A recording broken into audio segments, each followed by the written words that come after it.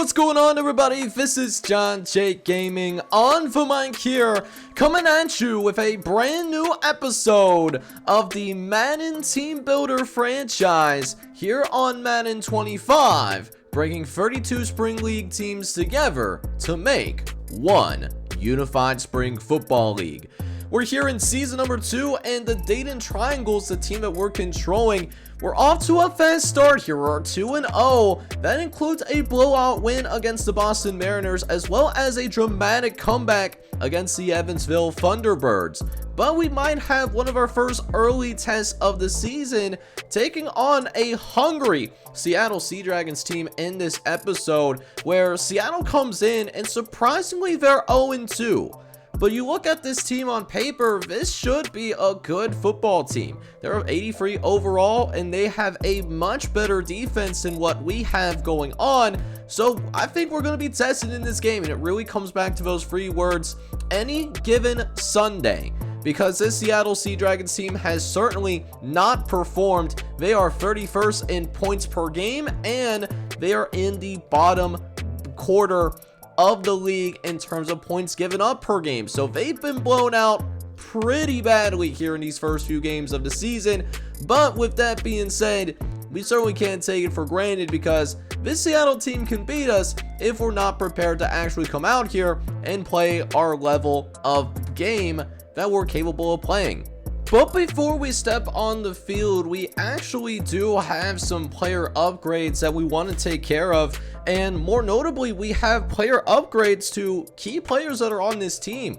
Chris Saxon, for example, is certainly one of those guys, as Chris Saxon, he had a huge game in our comeback victory against Evansville, and so we want to continue to build upon that deep threat. He made some big plays for us, especially towards that end of the game, and now Chris Saxon is going to be boosted up to an 88 overall this upcoming season. He's got a +2 to awareness, alongside a +2 in catching traffic and spec catch, and now he's temporarily seen as an 88 overall. He's turned to a very good football player. Another key guy that is going to get a boost is Peter Townsend. He's our top corner, and he has that X Factor superstar dev. It's the best superstar dev that you can have in this game, and so we're going to work with zone here, as that's going to move Peter Townsend up to a natural 87 overall after we do get a +2 into zone coverage. Yeah, that superstar X Factor, it's certainly something else here, man. Meanwhile, Grayson Heineck, made some good plays for us, did hurt himself in that last game, so hopefully he isn't too terribly injured, and it looks like he is not hurt. So that injury they suffered towards the end of the Evansville game, it was not that serious, which we're very thankful about. We're going to work on his possession abilities, and because we worked on his possession abilities, Grayson Heineck is going to get that 82 overall, and specifically gets a +3 to stiff arm, which could be some really nasty work if we end up using the stiff arm properly at any given point. As for Ricky Roberts is our starting middle linebacker, and Ricky Roberts is someone that, he's an incredibly young player, but he's got that star dev, and he's going to continue to grow quickly. What I want from Ricky Roberts here is I wanted him to grow in his pass coverage abilities, because of the fact that we do send our linebackers into coverage pretty often. So Ricky Roberts, we're going to send him up. He's now a 78 natural with a 79 overall as of right now, after the +3 that we experience in zone coverage. That should help us out in our game today, and also moving forward as well. And then the last guy that we have is Von Red. Now, Von Red is somebody that is actually a rookie on our team. We actually spent an early pick on him, a 2nd round pick. And while he hasn't really seen the field a ton yet, we are continuing to grow him little by little. And so we're going to work on his power rusher. And he's starting to become someone that is a little bit closer to being ready to be contributing. He is now a 69 overall with the temporary boost that he has to his attributes right now. But enough talk and enough preparation. Let's go ahead and jump into our very first primetime game that we have here in season number 2. Let's see if we can get off to a fast start and work ourselves to 3-0 in this young professional season. Let's go get it, boys. Alright, man, so we'll come out here with one of our first plays of the game as the Seattle Sea Dragons will start with the ball and we defer to the second half as Brett Cunningham is going to throw over to the side of Peter Townsend. Not only completes the catch, but gets away from Peter Townsend as well. So a 21-yard catch to begin the drive, as the Seattle Sea Dragons will quickly get themselves in really good field position. They are already across midfield, where Peter Townsend does end up getting picked on yet again. And that will lead to another first down for Seattle, as Cunningham will drop back to the left-hand side. He'll find his star receiver for the first down. That will help the Sea Dragons get across the 30-yard line. So far an effective drive that is going to come to a screeching halt though, as Dylan Wright is going to be able to get into the backfield. Huge sack that we were able to grab there, as it's going to be 3rd and 17. And all I ask out of this defense is, listen, man, don't get beat deep. And Cunningham, he's going to throw over the middle, and while they pick up a good chunk of yards, it is still going to be well short of that first down marker. And so Seattle, doing all that work that they did on that first drive of the game, they can only manage to get a few points out of it. So with that being said, we will take over for the first time today, and we are going to have a big throw over the middle of the field. We got our fair share of stars on this team, and Chris Saxon is certainly one of those stars, man. Gonna make it 3-0 here early. And we've also been blessed with a big-time running back, Paul Lashley, able to move the sticks for the first down. As now Lashley's going to run it up the right-hand side, and that's also going to be good for a first down as well. That'll be able to get us across the 35-yard line. As now 3rd and 10 coming up, trying to throw quickly over to the right-hand side. I thought we were going to be able to sneak it past this defense, but I mean, second-year quarterback was fooled by the coverage there. And so because we were fooled by that coverage, what that means is that, well, we nearly threw an interception, had to settle for a field goal. And so with that being said, we are now going to be looking at ourselves we are going to have the Sea Dragons with pretty good field position for their next possession of the ball game. It's been a pretty back and forth affair here though, as we're looking at 3-all, but looking to kind of break the seal on this game. Neither team able to find the end zone, at least not yet. As now 2nd and inches coming up, as Cunningham's going to fake the handoff, throws over to the left-hand side, but Denario Allen is there on the coverage, able to force the incompletion. And now it's 3rd and short. Looking for our boys to get him off the field, but throwing quickly over to the right-hand side, as Peter Townsend is going to allow yet another reception for Nowak. And Nowak's going to move the chains for the Sea Dragons. Very next play, as Cunningham's going to throw over to the left-hand side. We tried to send the blitz, but a good answer there, as we did give up some short yards there on that curl. But Cunningham, continuing to just kind of play efficient ball, right? Not really trying to push the ball too deep downfield, it seems like. Just trying to make the right reads. But it doesn't help when we hurt ourselves, and Daryl McLeod certainly hurt us there. That's a 15-yard penalty. That could have been at least a 3rd and short, and gave ourselves a chance to try and get this offense off the field. Because in between the 20s, man, I'm going to be real with you, we are simply not coming away with any answers at all. But let's see if we can change that here as 2nd and inches. They throw to the right-hand side, and that's going to be complete. That's actually going to be your last play of the first quarter, as we are going to see a tied ball game after 1. Dotted up at 3, but Seattle is certainly putting together a drive. So with that being said, let's go ahead and jump into the second quarter, starting with this 1st and 10. Cunningham looking to throw over to the right-hand side, and that pass is going to be broken up. That was some strong coverage there by our defense. And it'll eventually lead to a 3rd and 12. Cunningham looking to throw over the middle. Might have been searching for the tailback to dump it off to, but the pressure was too great, led by Daryl McLeod.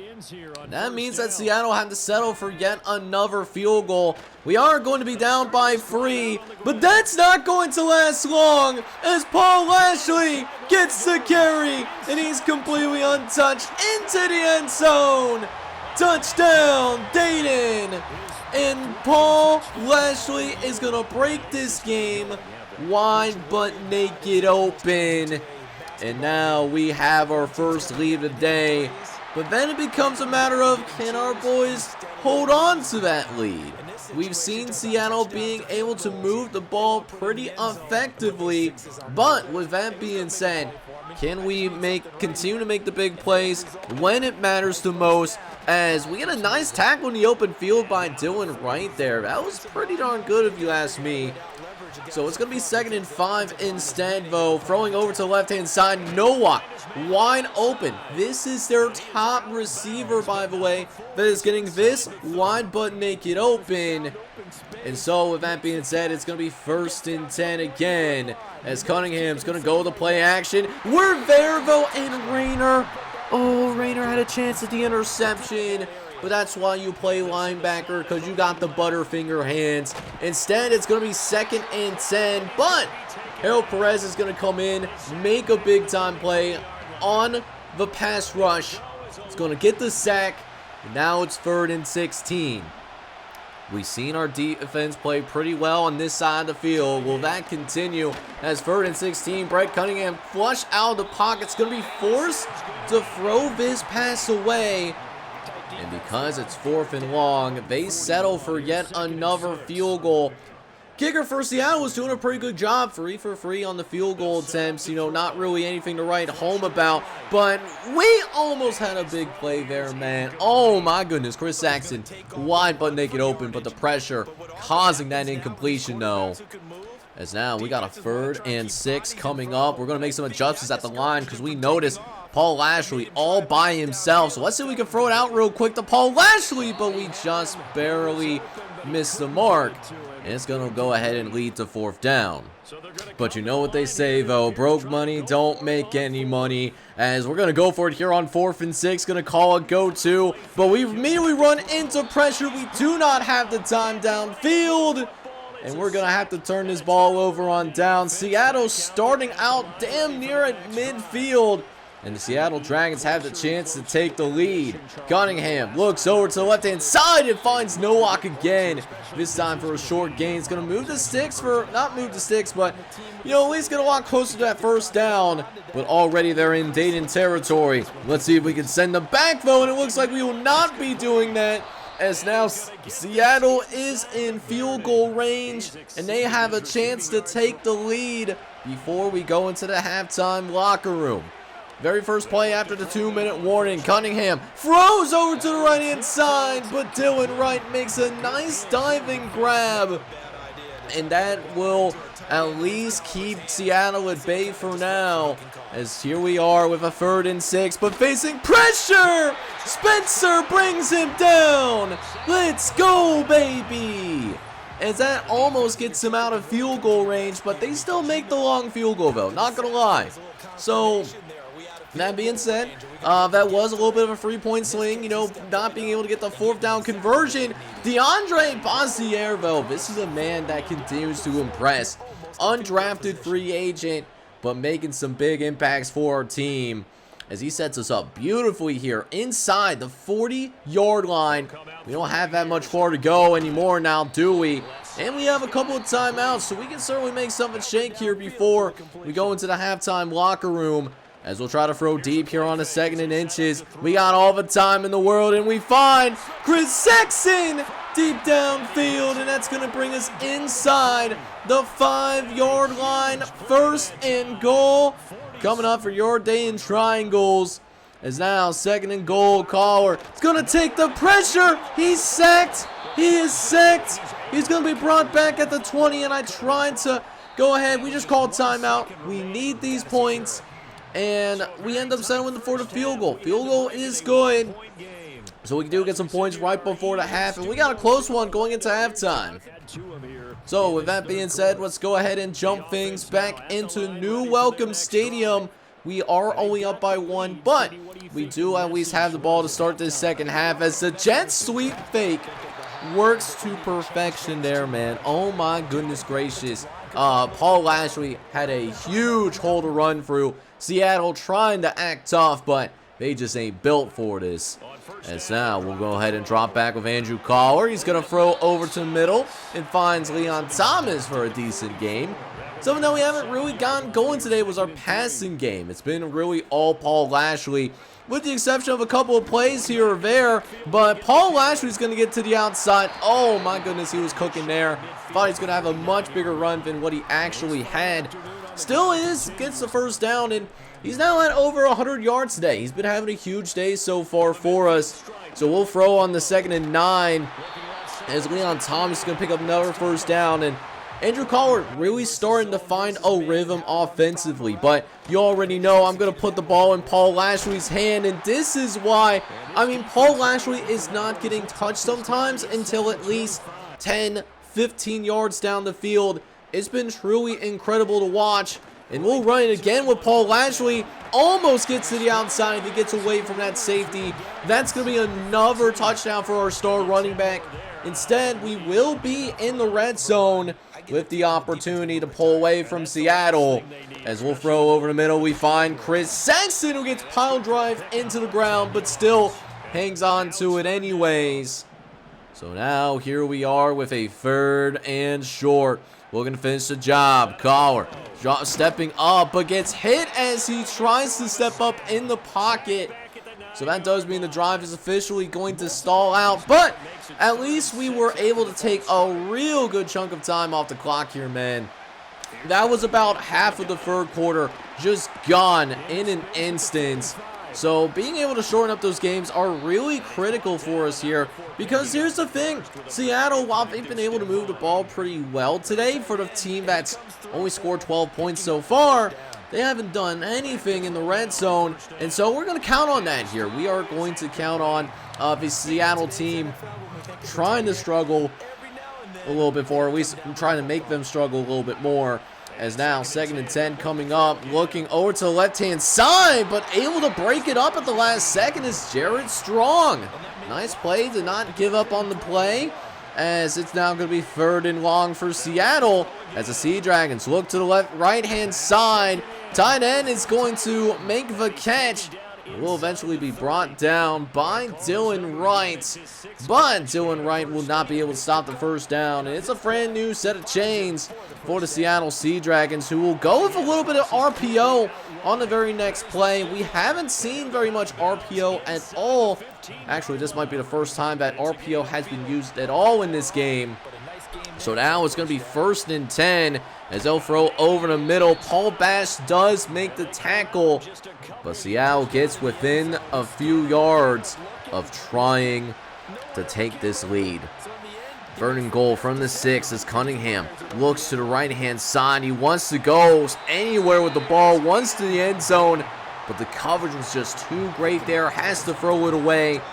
And again, we make Seattle set up for another field goal. Kicker, I mean, if you have this kicker on Seattle, then you're having a great fantasy day with him. But so is DeAndre Bozier, who sets us up with another extremely nice return there. Bozier gets us set up at about the 40-yard line. He's really been a game changer for us, even though he doesn't have a catch today. So, great field position once again. Let's see if we can do something in this field position. Last time, we kind of stalled out without picking up a single first down. So, let's see if we can go ahead and set that tone. And I think Paul Lashley is going to be the key. He nearly breaks another home run type hit. But we will be more than happy to pick up some yards there, as we will go with Grayson Heidick running over a defender right before we get into the end of the 3rd quarter of action. And going into that final quarter, we are in for an extremely tight game, one that could very well go right down to the wire. So here we go, boys. 3rd and short coming out here, starting this 4th and final quarter of action. as we'll go ahead and run it in with Paul Lashley. Paul Lashley stepping outside, makes a man juked out of his shoes, as Paul Lashley is going to get your Dayton triangles inside the 30-yard line. 1st and 10 coming up for the triangles, as they'll look to throw yet again. They're going to dump it off to J.J. Spears, one of the backup tailbacks, and more of a special teams like utility type player for us, but he does make a rare appearance to make the catch. But Paul Lashley is going to be the main feature. This is the main character arc, as Paul Lashley finds the end zone. Touchdown Dayton, and the Triangles are going to extend the lead up by 8. Now here's the beautiful part about what happened on the next drive. We actually do force Seattle to go 3 and out, so we have a chance here to possibly put this game away late. So let's see if our boys can go ahead and do just that, as they'll run to the left-hand side with Paul Lashley able to try to keep himself in bounds for the most part, as they will once again find themselves in Seattle territory. Paul Lashley has been a problem all day for him.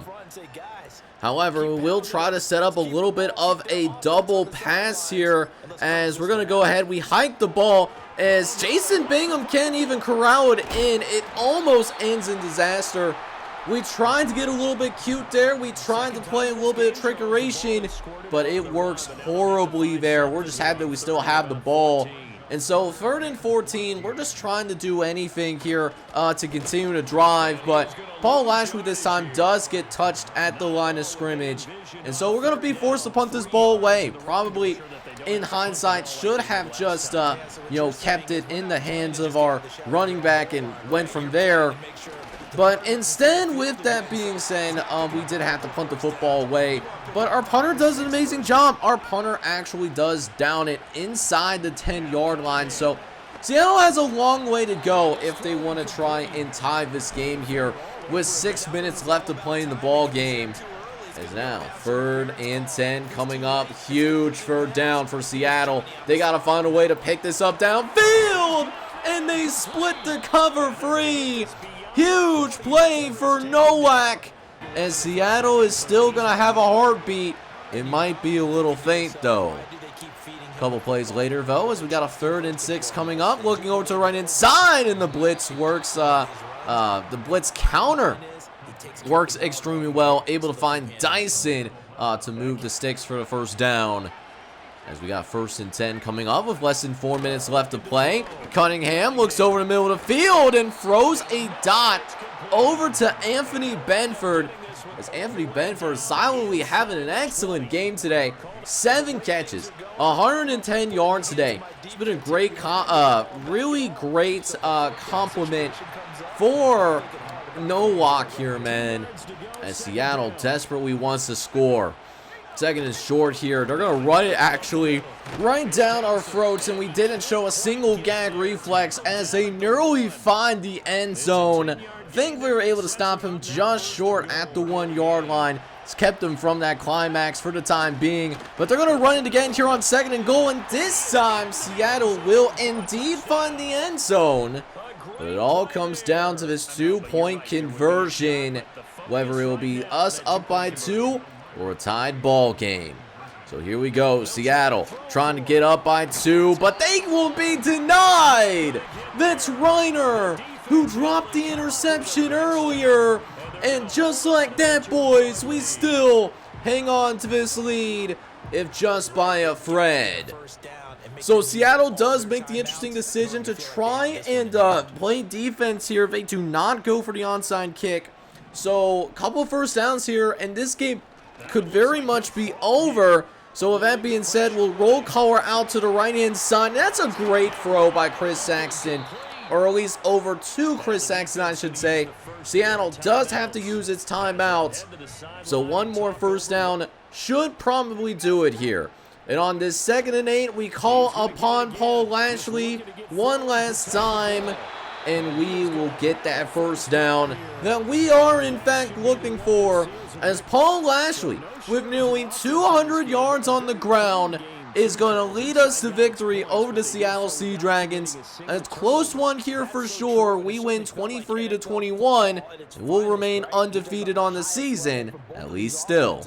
So it was exactly the fight that I was expecting from the Seattle Sea Dragons, as it came down to the very last plays of the game, the last couple of minutes. And keep in mind, this was a very close game, right? Like, it was a very clean game. It really came down to who were the stars that shined the brightest, and luckily our stars showed up to play a little bit more than what Seattle had. So Seattle's still going to look for their first win of the year.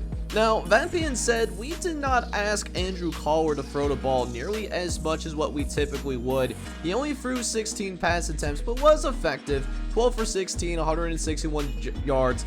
This was not really an Andrew Collar type of game. This was more on our running back, and that strategy worked beautifully in this particular matchup. And Paul Lashley, the reason why it was so effective a game plan was because Paul Lashley, he had his best game yet. 22 carries, 208 yards, 2 touchdowns on the ground as well. Paul Lashley, he is a joy to watch, and if he can keep this up, it'll not be very long until Paul Lashley is in the NFL. I can tell you that right now. Now, for our receivers, we honestly didn't do a very good job of spreading the ball around, but Chris Sexton, even with the limited pass attempts, was effective. 5 catches for 119 yards, but other than that, not really much to write home about from here. But I appreciate the strides that we continue to see from our defense, because even though we did not find a way to get any turnovers in this game, we played very well from a standpoint of playing that bend but don't break mentality. Seattle could have easily scored 40 points in this game, and it did happen because of our red zone defense. Dylan Wright had double-digit tackles, and then Denario Allen also came in with 10 total tackles over the course of the game himself. We also managed to get to his quarterback plenty of times. 5 sacks in a game, that's pretty darn good if you ask me. Dylan Wright had 2 sacks, and then a couple of other guys had a full sack to themselves, with Cameron Spencer and Harold Perez having solo sacks. And then, of course, Daryl McLeod and Matt Leader, 2 of our defensive tackles, they came in and they combined to have a sack to their name. So, great work by our defense, and it's a big reason why we're still undefeated right now, because our defense is making strides in the positive direction like we wanted. Now, secondarily, in our big win that we had against the Seattle squad, we did also get an upgrade for one of your guys' custom players. Chris Gentry, who hasn't really seen the field too terribly much, or at least I haven't seen him make any, notable plays yet, is gonna get an upgrade here. And one thing that I really want to work is that zone coverage, and I think it's starting to become more effective for us. I mean, we saw it in that first full game of the season where Seattle didn't even get a touchdown until very late in the game. So let's continue to build upon that and continue to make ourselves more shut down, as Chris Gentry does get a +2 to play recognition and a +2 to zone coverage as well. Some nice progress there for the rookie out of Southern Utah. But as we get geared up and ready to go here in week number 4, we do have one of our first press conferences that we have here in the start of the regular season, and these reporters want to talk about the play of Andrew Collar. Now, Andrew Collar has not been highlighted, at least not as much as what he normally would, or at least how much he was in his rookie season towards the end of his rookie campaign. But one thing that I am extremely proud of is something that is a huge part of our team culture. We wanted to be disciplined and be mistake-free, and Collar has been those things. He has not thrown a single interception or turned the ball over at any point this year, and we're just extremely excited about that, as well as getting Paul Lashley more involved into the offense. Having somebody run for over 200 yards in a professional game, that's absolutely crazy work that I'm sure his fantasy managers would love. And then in addition to that, we did have a couple of players that did end up getting an upgrade before we go ahead and jump into the next game that I want to hop into really quick. Paul Bass, made some critical stops for us in that last game against Seattle, so we're going to work on his man-to-man. Man-to-man is king. If you can't hold up by yourself, then what are we actually doing? And Paul Bass is going to get a +2 to awareness here, so his temporary boost actually brings him up to an 81 overall. So we already know Paul Bass, he is definitely a certified baller in that regard. But then Barry Alfman, he also gets an upgrade as well. Now, Barry Alfman was someone that did carry a hidden gem, and at this point, we are extremely close to finding out what that hidden gem is. We're only like 100 downs away for finding out what his potential actually is. Considering this is his first one, and we're already about a quarter of a way into the season, it's probably closer to a star dev if we're being honest with ourselves. But Barry Elfman, I like what I'm seeing from him. He's been playing well, and so we'll go ahead and give him +2 to run, block, finesse, as well as +1 to a bunch of other things as well. So real quick, we will go ahead and jump into this Orlando Guardians game that we do have, and this is a Orlando team that has not won a single game yet this season, but this is also our first road game of the year as well. Our first 3 games, albeit we have been off to an extremely fast start, our first 3 games have been at home, so this is the first time that we actually left the confines of the Gem City all season thus far.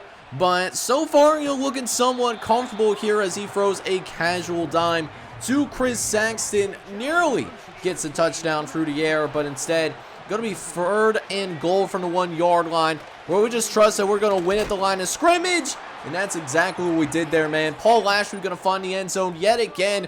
His 3rd touchdown the last couple of games. And we will take the lead in the initial first strike against this Orlando team. So from there, it was kind of off to the races as we'll go ahead and jump into the 4th quarter of action. We have a pretty nice lead here so far. We're up 21-10. Just looking to kind of put that cherry on top as we'll throw to Paul Lashley, who makes a nice cut, and he'll find the end zone in the receiving game as well. So that receiving game is going to make us 28-10 as Paul Lashley finds the end zone there. But you know how we were talking about how we wanted to be mistake-free? We were not necessarily mistake-free here, as we wanted to throw this pass over to our tight end, Grayson Heidick. And not only does Grayson Heidick not really bring him down at all, it leads to a pick 6. So the first interception that Andrew Coleman throws all year is going to allow Solomon Brooks to find the end zone for the touchdown. And eventually it gets to a point where we actually straight up allow Orlando to get back into this game. So if we don't get this onside kick, things could have been really dangerous. But thankfully, Daryl Upshot is going to be able to get his hands on the ball.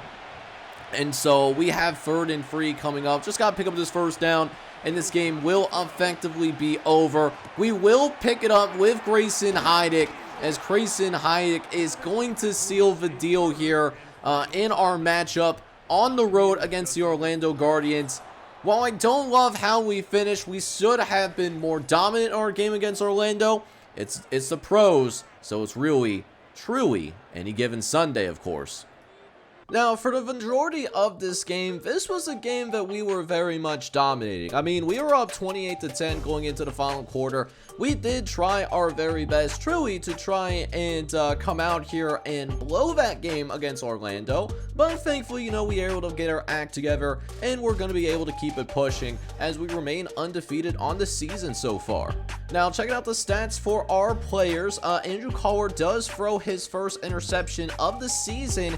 That interception does turn into a pick 6, but what I will say secondarily, though, is that Andrew Collar was brilliant other than that, though. 337 yards, 3 touchdowns, 33 for 38, so that ball was not touching the ground very often today.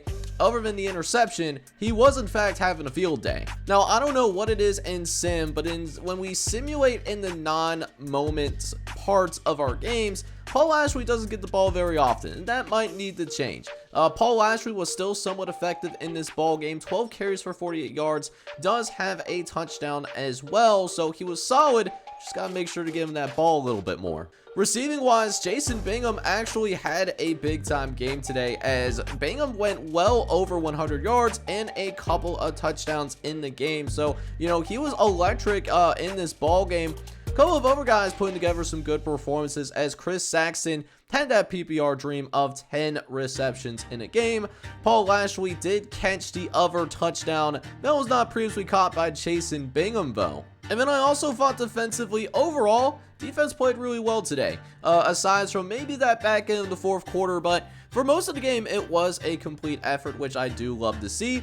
Ricky Roberts led the team in tackles with 9 total tackles, and Paul Bass had 6 tackles himself. We also were not as good as getting to the quarterback. We did get a couple of sacks at least though with Cameron Spencer and Daryl McLeod, but we did manage to force a couple of turnovers. Jared Strong, one of our backup corners, was able to make an interception happen. And then our third-year defensive tackle out of Louisville, somehow in simulation, also managed to catch an interception as well, which, you know, you love to see a big boy interception, man. I am absolutely here for it. I will never shy away from a big boy interception. But another thing that happened for us right after the game is that we do have a couple of our safeties get some upgrade opportunities, so you already know we're gonna jump all over that. So Denario Allen is gonna start with getting a chance to get himself up an overall or 2, and he does. He's now up to an 84 overall with that temporary boost. He does notably get a +2 to recognition, as Denario Allen is very well on his way to being considered almost a star player like in this league. Meanwhile, Niles Cotton, the person that we brought in from free agency, he does get a chance to improve his skills as well, and we're going to work on the run support, you know, trying to keep ourselves somewhat well balanced. Now, he does open up to becoming a 75 natural, even though his temporary boost does keep him at 76 for right now. But Niles Cotton, I'm gonna be honest, man, Niles Cotton has really worked out pretty well in terms of a free agent acquisition. We're glad that he's a part of our team for sure. So we're officially 4 games into the season, and I want to go around and see how are things shaking out throughout the rest of the league. We know we are going to be at the very top of our division right now. We're 4-0 with a division win over Evansville, and Evansville's only loss is to us. But Columbus and Pittsburgh are not too far behind either. They're both at a decent 2-2 start themselves. Meanwhile, in the AFC South, the San Antonio Brahmas are undefeated, while Birmingham is sitting at 3-1. Orlando, who we just played, is still searching for their first win of the season. In the East is actually looking a lot weaker of a division, because we blew out Boston, and Boston is tied for first place right now against the Albany Imperials. The DC Defenders, though, have really taken a step back early on, as they have not won a single game yet this season, after nearly winning the AFC last year. Finally, for the AFC West, the Vegas Vipers are currently undefeated, and they have a stranglehold of the division right now. The St. Louis Battlehawks, who had the best record in the league last season, they're off to a slower start. They're just 2-2 right now, following San Diego and the Salt Lake City squad. In the NFC, we have a 2-way tie for the NFC, as the Michigan Panthers and the Louisville Thoroughbreds are tied with a 3-1 record, with Chicago putting together an respectable season so far. In the NFC South, the Atlanta Legends are currently on top with a 3-1 record, and Tampa Bay is actually putting together a better season than last year. They only won like 2 or 3 games last year at most. In the East, Charleston is still undefeated, as the Dirty Birds are 4-0, and they have a convincing lead early against New Jersey, Charlotte, and the Philadelphia Stars. And then finally in the West, the team that had the worst record in the league last season, the LA Wildcats, they actually are looking a lot better. They're 3-1 going into this first half of the year, but Eugene and Arizona and the Arizona Hotshots won the division last year. They're still in striking distance. There's still plenty of football that needs to be played here. And this takes us into what we got going on here for the next episode, as we will make the field trip to the hangar in Evansville, Indiana, to take on the Evansville Thunderbolts in the next episode.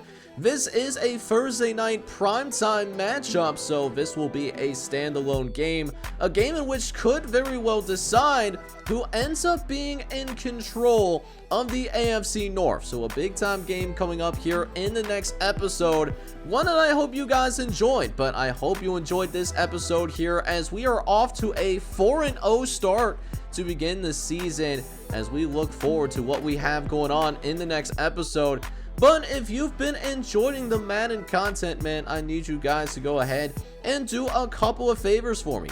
Make sure you go ahead and hit that like button, hit that subscribe button as well if you do have to be brand new to the channel. And any comments or feedbacks on the audio would be much appreciated, as we actually just bought a brand new mic, courtesy of the support that you guys have given to the channel. So, you know, any feedback on the audio would be much appreciated as well. But with that being said, this is John Jake Gaming on the mic signing off. But hoping you guys are all out there having a good one. Take care, everybody.